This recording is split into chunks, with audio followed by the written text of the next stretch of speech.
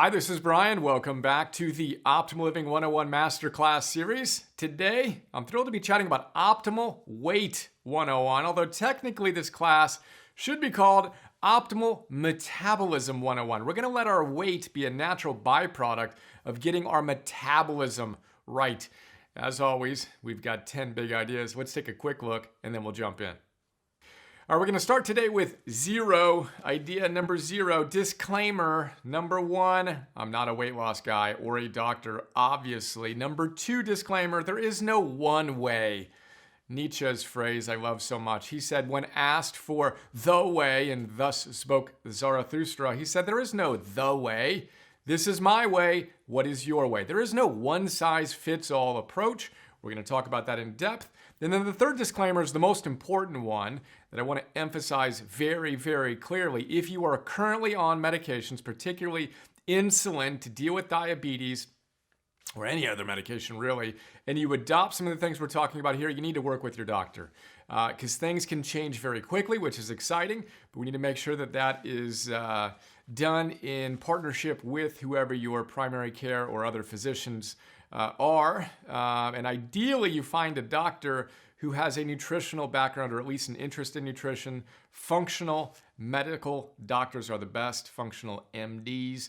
Those are our disclaimers. Moving on to big idea number 1, we're going to talk about stats. We're going to talk about why I decided to do this class in the first place. The global stats are crazy. 600 million people in the world are obese. 2 billion people are overweight. It's a global pandemic. The World Economic Forum, I believe that's the entity, says we're going to spend $47 trillion over the next 20 years on what they describe as global industrial diet issues. 90% of our food comes from 10 different companies.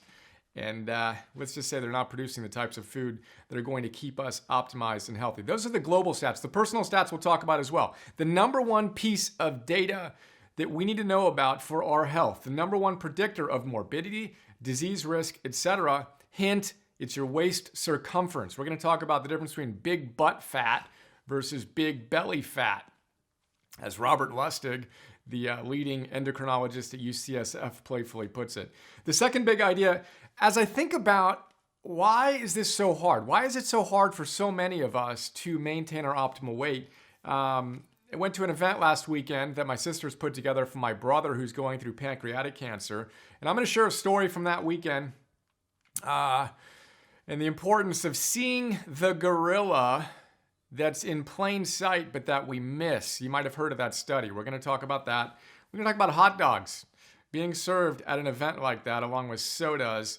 Not a good idea. The third big idea we're going to look at is metabolism. Again, the cornerstone to our weight optimization is metabolism. The word in Greek literally means to change. Metabolism means to change. It's how your body produces energy, right? To change one thing to another. Well, we need to change how we change within our body. And apparently, a lot of the leading entities, whether it's the Pancreatic Cancer Association or any other major institution, they haven't gotten the memo on the fact that there's a difference between the energy balance theory of weight loss. Everyone thinks that it's calories in, calories out. Now, of course, that's a factor to our optimization of our weight, but it is not. I believe it is not. This is a highly debatable issue, but I do not believe that energy balance adequately describes what's actually happening. We're going to talk about the metabolic or hormonal approach and why that's so important for us to think about. The fourth big idea is going to be a stat that I want to tattoo onto your consciousness. It's about 150 calories added to your diet, right? And what happens if those calories come from sugar in a can of soda?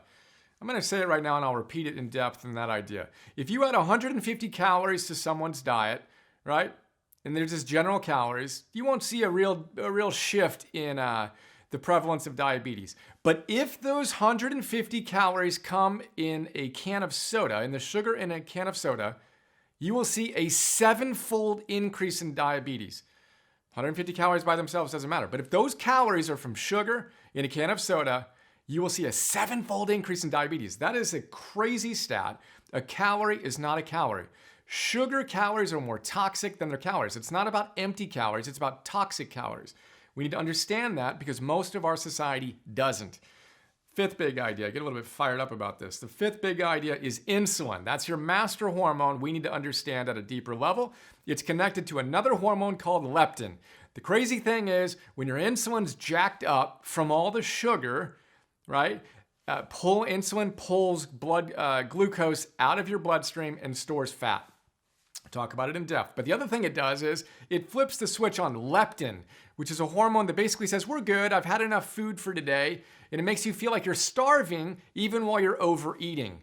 You are basically being hijacked. Your brain, the neuroregulation of your appetite is totally off, and it makes it very difficult to do the right thing. It's no longer about willpower. You're acting like an addict, which leads us to the next big idea, which is number 6, the case against sugar. Is sugar a drug or a food? Well, we're going to talk about that. You look at, we'll talk about that in detail. That'll be fun. And the fact that sugar lights up the same part of your brain as cocaine, as heroin, alcohol, etc. The reality is you're addicted. We're all addicted. We need to deal with this addiction to sugar. The 7th big idea is why all diets work. I have a strong opinion about the types of diets that make the most sense. But the reality is all diets work. If you look at the data on a range of diets, they're going to work. And why are they going to work? Because they restrict sugar and they increase fiber. We'll talk about that in depth. And I'm going to encourage you to go all in. Pick one approach. Whatever approach you feel makes sense, go all in on it. And I'm going to add a little PS about why I have a bias toward a certain approach. But again, there is no the way. What's your way? Go all in on it. The 8th big idea is you and Michelangelo times 2. I want you to imagine your ideal self, just like Michelangelo reportedly saw David within the statue. Okay, see yourself within your current body, and we're going to chip away at what's in the way. We're going to live from a new identity. We're going to use different tools to make that happen. The 9th big idea is 90%, 90%, 90%. Now, these are just my fun ballpark numbers, but I think that optimal weight, optimal metabolism, 90% nutrition. Not 100%, but it may not be 90%, but 90%, let's say. Sleep matters a lot more than you may think for your weight and your appetite. So does movement, and so does a number of other factors, stress, etc. But let's just say 90% is nutrition, but 90% of that is psychological. Getting yourself to make the switch and to change your behaviors and your habits comes down to all the stuff we talk about in Habits 101, Algorithms 101, etc. And then 90% of your psychology is actually physiological, right? So you look at the fact that your gut produces 90% of your serotonin, the feel-good hormone, and then you've got this hijacking going on in your brain. So you've got this interesting loop that can either be vicious or virtuous. We want to set that going in the right direction. The 10th big idea, your new superpowers. You're going to create bright lines. You're going to have the ability to create bright lines as a superpower, and you're going to make your kryptonite invisible. We'll talk about creating good habits, and we'll also talk about your super vehicle. As a superhero, you're going to have a super vehicle, which is you, your new body, your optimized energy. Nutrition, health, it's just a vehicle to a bigger, broader destination, which is you living your greatest life in service to the world, which leads us to our 11th big idea, the greatest ROI in health, and the fact that this needs to be a lifestyle choice, not a diet. There you go. Quick look. Let's jump in. Next step, go to optimize.me and sign up today.